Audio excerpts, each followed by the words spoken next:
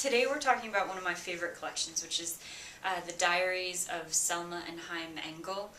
We usually call them Selma Engel's diaries, but Chaim writes little notes throughout the diary, so I think it's appropriate to refer to them as a joint diary.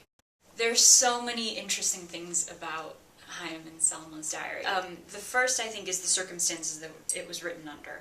So Selma, Wijnberg, and Chaim Engel met and fell in love at the Sobibor death camp. This is a camp where 160,000 people were killed. There are only about 50 survivors. And two survivors fell in love while they were in the camp, escaped during the uprising together, went into hiding together in a barn. That's where they wrote the diary, and then spent their lives together. Selma Wijnberg was 20, I believe, maybe 21 when she was deported to Auschwitz from the Netherlands. Chaim had been at Sobibor. He was Polish and was deported to Sobibor about 6 months earlier than Selma was. When they met the first day that Selma arrived at the camp in April 1943. They were being forced to dance with each other while one of the transports was going through the gas chambers in the crematorium. Selma starts the diary 10 days after the Sobibor uprising. Poland, 24 October 1943. All of a sudden, I have the feeling that I have to write everything down.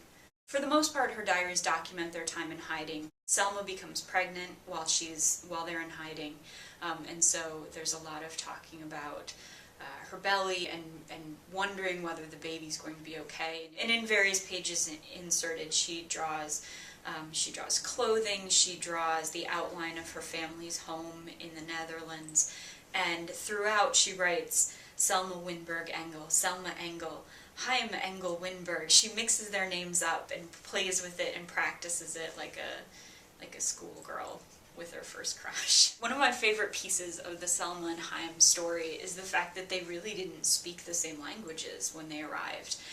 So they fell in love without being able to talk to each other. And so part of the diary is this little dictionary. It's throughout the diary on various pages, but it goes from German, which they both spoke a little bit of, to Polish, which it was Chaim's native tongue. And so it goes from German to Polish so that they were able to speak to each other while they were in hiding. There is one really wonderful entry, I say wonderful, but wonderful from a historical standpoint, in which Selma writes about what it was like to arrive at Sobibor.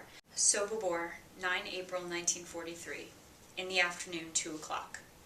We entered this lager, a lot of screaming from Ukrainians with mean faces and wooden sticks in their hands.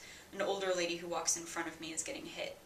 All of a sudden we hear, "Throw your luggage down." And for that moment to be captured so soon after her time at Sobibor is just an incredible historical document, because so few people survived, and of those few, so few wrote about their experiences, that to have something written in 1943, 1944 describing that experience is a one-of-a-kind artifact. In one of Selma's oral histories that she did with the museum in the late 1980s, she mentions her diary, and she says that she had a little diary and it was written in pencil and you can hardly read it anymore.